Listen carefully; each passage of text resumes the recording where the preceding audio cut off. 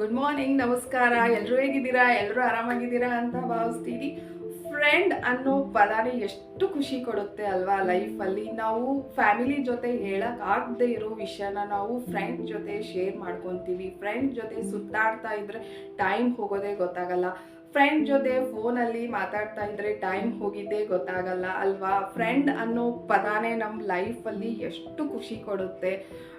ಅಪ್ಪ ಅಮ್ಮನ ಹತ್ರ ಹೇಳದೇ ಇರೋ ವಿಷಯನ ನಾವು ಫ್ರೆಂಡ್ ಹತ್ರ ಹೇಳ್ಕೊತೀವಿ. ಅಥವಾ ನಾವು ಅವರು ಕಷ್ಟದಲ್ಲಿದ್ದಾಗ ನಾವು ಸಹಾಯ ಮಾಡ್ತೀವಿ, ಅಥವಾ ನಾವು ಕಷ್ಟದಲ್ಲಿದ್ದಾಗ ಅವ್ರು ನಮಗೆ ಸಹಾಯ ಮಾಡ್ತಾರೆ. ಹೀಗೆ ಪ್ರತಿಯೊಬ್ಬರ ಲೈಫಲ್ಲಿ ಫ್ರೆಂಡು ತುಂಬ ಪ್ರಮುಖ ಪಾತ್ರವನ್ನು ವಹಿಸ್ತಾರೆ ಅಲ್ವಾ. ಅಂತ ಒಂದು ಫ್ರೆಂಡ್ ನನಗೂ ಒಬ್ಳು ಇದ್ಲು, ನನ್ನ ಚೈಲ್ಡ್ಹುಡ್ ಫ್ರೆಂಡ್. ನನ್ನ ತವ್ರ ಮನೆ, ನನ್ನ ಗಂಡನ ಮನೆ ಎಲ್ರಿಗೂ ಗೊತ್ತು. ನಾನು ಅವಳು ಎಷ್ಟು ಕ್ಲೋಸ್, ಎಷ್ಟು ವಿಷಯನ ನಾವು ಶೇರ್ ಮಾಡ್ಕೊತಾ ಇದ್ವಿ ಅಂತ ಹೇಳಿ. ಅವಳು ನನಗೆ ಒನ್ ಇಯರ್ ಆಗಿರ್ಬೋದು, 1 ಇಯರ್ ಬ್ಯಾಕ್ ಸಡನ್ನಾಗಿ ಕಾಲ್ ರಿಸೀವ್ ಮಾಡ್ತಿಲ್ಲ, ಅವ್ನ ಮೆಸೇಜ್ಗೆ ರಿಪ್ಲೈ ಮಾಡ್ತಿಲ್ಲ. ಸಡನ್ನಾಗಿ ನನ್ನ ಹತ್ರ ಮಾತಾಡೋದನ್ನೇ ನಿಲ್ಲಿಸ್ಬಿಟ್ಲು.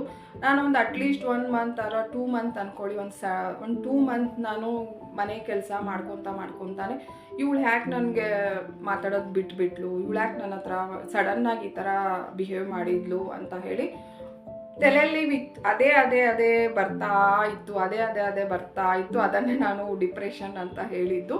ನಾನೆಲ್ಲ ನಾರ್ಮಲ್ ಆಗೇ ಇದ್ದೆ, ಬಟ್ ತಲೆಯಲ್ಲಿ ಪದೇ ಅದೇ ವಿಚಾರ ಬರ್ತಾ ಇತ್ತು. ಇವಳು ನನ್ನ ಜೊತೆ ಯಾಕೆ ಹೀಗೆ ಮಾಡಿದ್ಲು, ಯಾಕೆ ನನ್ನ ಜೊತೆ ಮಾತು ನಿಲ್ಲಿಸಿದ್ಲು, ಇದೇ ಒಂದು ಕ್ವಶನ್ ಮಾರ್ಕ್ ನನ್ನ ತಲೆಯಲ್ಲಿ ಅವಾಗ ಬರ್ತಾನೇ ಇತ್ತು. ಆಮೇಲೆ ಅವಳದು ಕೆಲವೊಂದು ಸಲ ಅವಳದು ಸ್ಟೇಟಸ್ ನೋಡಿದೆ. ನಂದು ಅವಳದು ಕಾಮನ್ ಫ್ರೆಂಡ್ ಏನಿದ್ದಾರಲ್ಲ, ಅವಳ ಜೊತೆ ಅವಳ ಮನೆಗೆ ಹೋಗೋದು, ಅವಳ ಜೊತೆ ಇದ್ದಿದ್ದು, ಟೈಮ್ ಸ್ಪೆಂಡ್ ಮಾಡಿದ್ದು ಫೋಟೋಸ್ ಎಲ್ಲ ಅವಳು ಸ್ಟೇಟಸ್ಸಿಗೆ ಹಾಕಿದ್ಲು. ನನಗನ್ನಿಸ್ತು ಅವಳ ಕಡೆಯಿಂದ ತಪ್ಪಿತ್ತು. ಅಂದರೆ ಮಾತು ನಿಲ್ಲಿಸಿದ್ಲಲ್ಲ, ಅವಳು ಅದಕ್ಕೆ ಆನ್ಸರು ಕೊಡಲಿಲ್ಲ. ಯಾಕೆ ನಿಲ್ಲಿಸಿದ್ದೆ ಅಂತ ಏನು ಹೇಳೂ ಇಲ್ಲ. ಅವಳೇ ಅಷ್ಟು ಚೆನ್ನಾಗಿ ಇದ್ದಾಳೆ ಅಂದಮೇಲೆ ನಾನು ಯಾಕೆ ಚೆನ್ನಾಗಿರಬಾರ್ದು? ಯಾಕಂದರೆ ನನ್ನನ್ನು ನಂಬ್ಕೊಂಡಿರೋ ಜೀವ ನನ್ನ ಫ್ಯಾಮಿಲಿ ಇದೆ ಅಲ್ವಾ. ಅವರಿಗೋಸ್ಕರ ನಾನು ಅವಳದು ವಿಷಯನ ನನ್ನ ತಲೆಯಿಂದ ತೆಗ್ದು ಹಾಕಬೇಕು, ಅವಳ ಬಗ್ಗೆ ನಾನು ಯಾಕೆ ಥಿಂಕ್ ಮಾಡಬೇಕು ಅಂತ ಹೇಳಿ ನಾನು ಅವತ್ತೇ ಡಿಸೈಡ್ ಮಾಡಿದೆ. ಯಾರ್ಯಾರು ನನಗೆ ಹರ್ಟ್ ಮಾಡಿದ್ದಾರೆ, ನನ್ನ ತಪ್ಪಿಲ್ಲ ಅಂದ್ರೂ ನನಗೆ ಹರ್ಟ್ ಮಾಡಿದ್ದಾರೆ, ನನ್ನ ಜೊತೆ ಮಾತಾಡೋಕ್ಕೆ ಬಿಟ್ಟಿದ್ದಾರೆ, ಅವ್ರ ಬಗ್ಗೆ ನಾನು ಯಾಕ್ರಿ ಯೋಚನೆ ಮಾಡಬೇಕು? ಅವರೇ ಬಿಂದಾಸಾಗಿ ಆರಾಮಾಗಿದ್ದಾರೆ ಅಂದಮೇಲೆ ನಾವು ಯಾಕೆ ಅವ್ರ ಬಗ್ಗೆ ಟೈಮ್ ಸ್ಪೆಂಡ್ ಮಾಡಬೇಕು? ಅವ್ರ ಬಗ್ಗೆ ಯಾಕೆ ನಾವು ಯೋಚನೆ ಮಾಡಬೇಕು? ಯಾಕೆ ಯೋಚನೆಯಲ್ಲಿ ಮುಳುಗಿ ಹೋಗಬೇಕು ಅಂತ ಹೇಳಿ ಅವತ್ತೇ ನಾನು ಡಿಸೈಡ್ ಮಾಡಿ ಅವ್ರ ಬಗ್ಗೆ, ಅಥವಾ ಯಾರು ನಮಗೆ ತುಂಬ ಹರ್ಟ್ ಮಾಡಿದ್ದಾರೆ ಅವ್ರ ಬಗ್ಗೆ ನಾನು ಯೋಚನೆ ಮಾಡೋದನ್ನೇ ಬಿಟ್ಬಿಟ್ಟೆ ಅಲ್ವಾ. ಅವ್ರ ಬಗ್ಗೆ ಅವರಿಗೆ ನಮ್ಮ ಮೇಲೆ ಏನೂ ಪ್ರೀತಿ ಕಾಳಜಿ ಏನೂ ಇಲ್ಲ ಅಂದಮೇಲೆ ನಮ್ಗೆ ಯಾಕೆ ಇರಬೇಕು ಅಲ್ವಾ.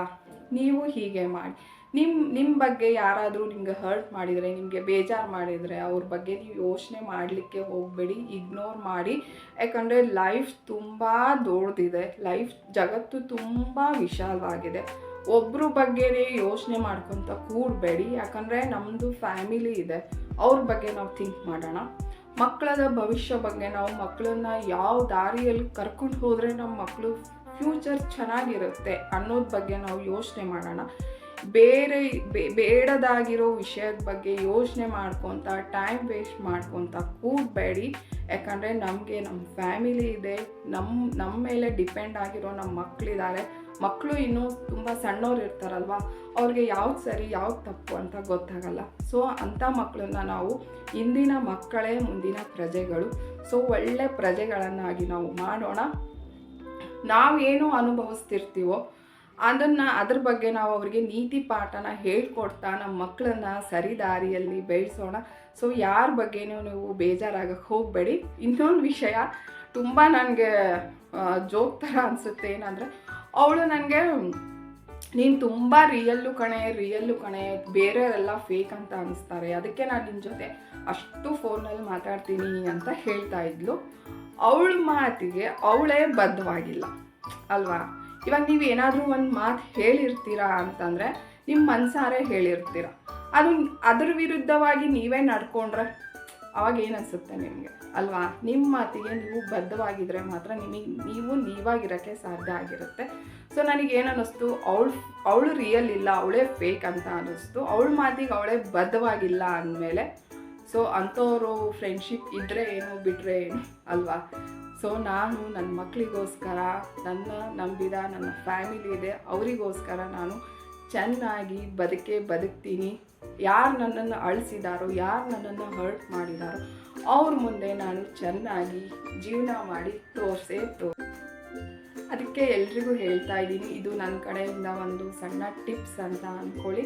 ನೀವು ನಿಮಗಾಗಿ, ನಿಮ್ಮನ್ನು ಯಾರು ಪ್ರೀತಿ ಮಾಡ್ತಾರೋ ಅವರಿಗಾಗಿ ನೀವು ಬದುಕಿ ಬಾಳಿ ತುಂಬ ಡಿಪ್ರೆಷನ್ಗೆ ಹೋಗಬೇಡಿ, ತುಂಬ ಅದ್ರ ಬಗ್ಗೆನೇ ಯೋಚನೆ ಮಾಡ್ಕೊತ ಕೂಡಬೇಡಿ ಅಂತ ಹೇಳ್ತಾ ಇವತ್ತಿನ ವ್ಲಾಗನ್ನು ನಾನು ಇಲ್ಲಿಗೆ ಮುಗಿಸ್ತಾ ಇದ್ದೀನಿ.